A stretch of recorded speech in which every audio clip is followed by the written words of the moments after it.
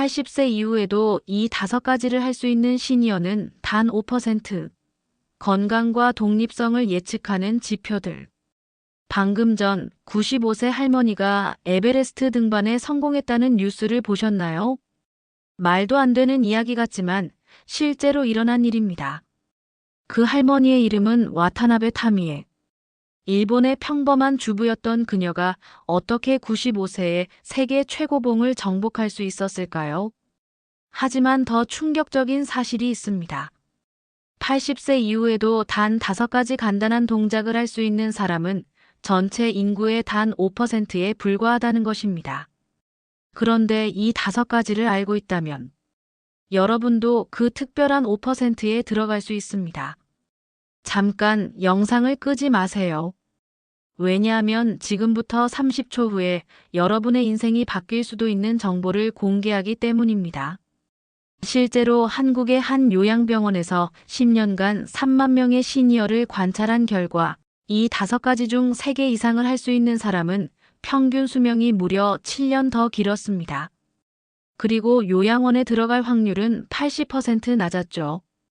건강보험 의료비도 연간 평균 300만 원 적게 들었습니다. 더 놀라운 건 이 5가지는 여러분이 생각하는 것보다 훨씬 간단하다는 것입니다. 첫 번째는 여러분이 지금 당장 해볼 수 있는 것인데 바로 계단을 오르는 것입니다.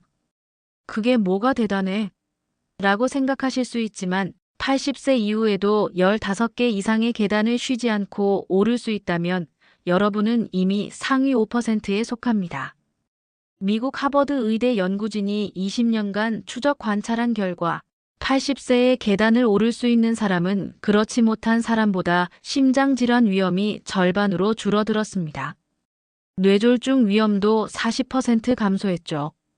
더 놀라운 것은 계단 오르기 능력이 수명을 예측하는 가장 정확한 지표 중 하나라는 점입니다. 영국의 한 연구에서는 70세의 계단을 오르는 데 걸리는 시간으로 향후 10년 생존율을 95% 정확도로 예측할 수 있다고 발표했습니다. 그렇다면 계단 오르기가 왜 이렇게 중요할까요? 계단을 오르려면 다리 근력, 심폐, 지구력, 균형 감각이 모두 필요합니다. 이는 일상생활에서 가장 기본적이면서도 종합적인 신체 능력이죠. 한국의 한 93세 할아버지는 매일 아침 아파트 10층까지 계단으로 올라가는 것을 30년간 계속하셨습니다. 그 결과 93세가 되어서도 혈압은 정상, 당뇨도 없고 심지어 골밀도도 50대 수준을 유지하고 계십니다. 두 번째는 더욱 간단합니다.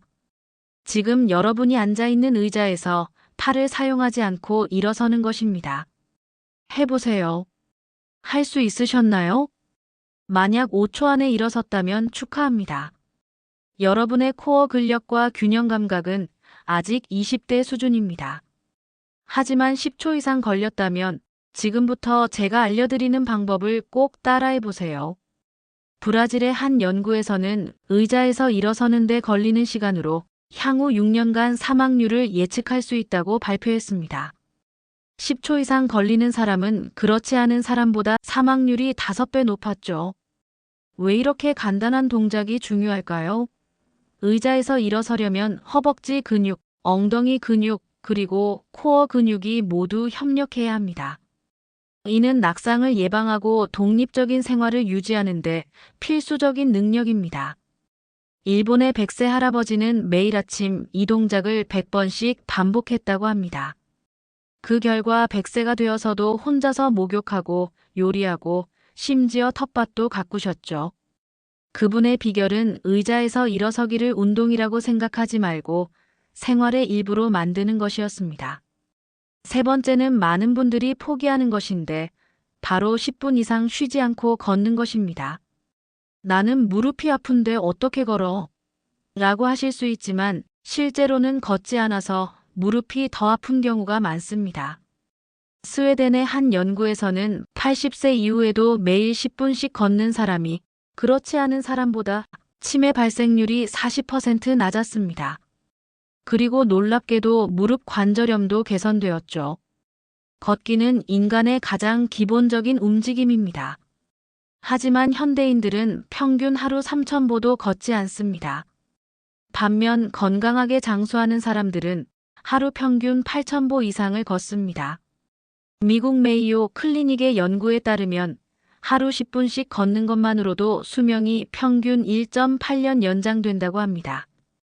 20분씩 걸으면 약 3에서 4년이 연장되고 30분씩 걸으면 무려 4에서 5년이 연장되죠. 독일의 한 89세 할머니는 매일 아침 6시에 일어나서 30분씩 동네를 산책하는 것을 40년간 계속하셨습니다. 비가 와도 눈이 와도 거르지 않으셨죠. 그 결과 89세가 되어서도 혈압약 하나 드시지 않고 기억력도 또렷하게 유지하고 계십니다. 그분은 이렇게 말씀하셨습니다. 걷기는 몸뿐만 아니라 마음도 건강하게 만들어준다. 걸으면서 생각이 정리되고 스트레스가 해소된다. 네 번째는 여러분의 뇌와 관련된 것입니다. 어제 점심에 뭘 드셨는지 기억하시나요? 3일 전에는 어떤 사람을 만나셨나요? 지난주에 본 뉴스 중에 기억나는 게 있나요? 만약 이런 질문에 바로 답할 수 있다면 여러분의 뇌 나이는 실제 나이보다 20살 젊습니다.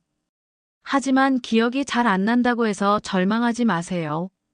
기억력은 나이가 들면서 자연스럽게 감소하는 것이 아닙니다.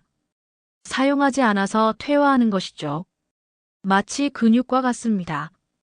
운동하지 않으면 근육이 줄어들듯이 뇌도 자극하지 않으면 기능이 떨어집니다. 캐나다의 한 연구에서는 80세 이후에도 일기를 쓰는 사람이 그렇지 않은 사람보다 치매 발생률이 53% 낮았습니다. 일기를 쓰면서 하루 있었던 일을 회상하고 감정을 정리하는 과정에서 뇌가 활성화되기 때문입니다. 프랑스의 한 122세 할머니는 100세가 넘어서도 매일 일기를 쓰고 새로운 단어를 배우며 심지어 피아노도 배우셨습니다.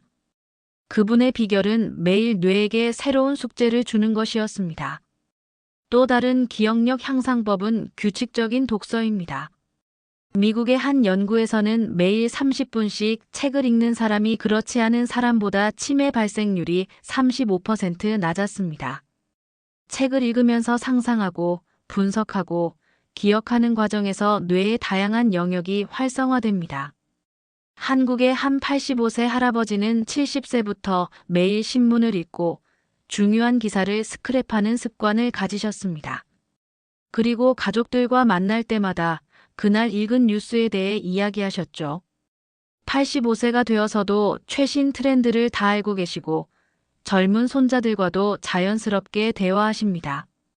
다섯 번째는 새로운 것을 배우는 것입니다. 나이가 들어서 뭘 배워? 라고 생각하시는 순간 여러분의 뇌는 늙기 시작합니다. 실제로 미국의 한 연구에서는 65세 이후에도 새로운 언어나 악기를 배우는 사람의 뇌는 30대와 비슷한 활동을 보였습니다. 그리고 이들은 평균적으로 5년 더 오래 살았죠. 새로운 것을 배우면 뇌에 새로운 신경 연결망이 생깁니다. 이를 뇌가소성이라고 하는데 이는 나이와 상관없이 평생 지속됩니다. 중요한 것은 계속 도전하는 것입니다. 일본의 한 78세 할머니는 70세에 컴퓨터를 배우기 시작했습니다. 처음에는 마우스 잡는 것도 어려워하셨지만 포기하지 않고 계속 노력하셨죠. 지금은 파워포인트로 발표 자료를 만들고 엑셀로 가계부를 작성하시며 심지어 유튜브에 요리 동영상도 올리고 계십니다. 한국의 한 82세 할아버지는 75세에 영어를 배우기 시작했습니다. 해외여행을 가서 직접 소통하고 싶다는 꿈 때문이었죠. 7년 후인 지금 그분은 영어로 일기를 쓰고 외국인 친구들과 화상통화도 하십니다. 그런데 여기서 중요한 건 이 5가지를 모두 갖춘 사람들에게는 공통점이 있다는 것입니다. 첫 번째 공통점은 규칙적인 운동입니다. 하지만 헬스장에 가야 한다거나 무거운 기구를 들어야 한다는 뜻이 아닙니다. 미국의 한 90세 할아버지는 매일 아침 침대에서 일어나자마자 5분간 간단한 스트레칭을 하셨습니다. 목을 좌우로 돌리고 어깨를 올렸다 내렸다 하고 다리를 쭉 펴는 것이 전부였죠. 그 결과 90세가 되어서도 골프를 치고 운전을 하고 심지어 젊은 사람들과 등산도 함께 다니셨습니다. 중요한 것은 강도가 아니라 꾸준함입니다. 하루 10분이라도 매일 하는 것이 주말에 2시간씩 하는 것보다 훨씬 효과적입니다. 두 번째 공통점은 정신적 자극입니다. 이들은 모두 책을 읽거나 퍼즐을 풀거나 새로운 취미를 가지고 있었습니다. 한국의 한 85세 할머니는 70세에 컴퓨터를 배우기 시작해서 지금은 블로그를 운영하고 계십니다. 일상 이야기와 요리 레시피를 올리는데 구독자가 5만 명이 넘는다고 하네요. 그분은 매일 새로운 것을 배우는 것이 젊음의 비결이라고 말씀하셨습니다. 세 번째 공통점은 영양 관리입니다. 하지만 복잡한 영양소를 따질 필요는 없습니다. 일본 오키나와의 100세 할머니들은 매일 아침 된장국 한 그릇과 생선 한 토막 그리고 다양한 채소를 드셨습니다. 그게 전부였죠. 하지만 그 결과는 놀라웠습니다. 오키나와는 세계에서 100세 이상 인구 비율이 가장 높은 지역 중 하나입니다. 그들의 식단에는 몇 가지 특징이 있습니다. 첫째, 가공식품을 거의 먹지 않습니다. 둘째, 다양한 색깔의 채소를 섭취합니다. 셋째, 80%만 먹습니다.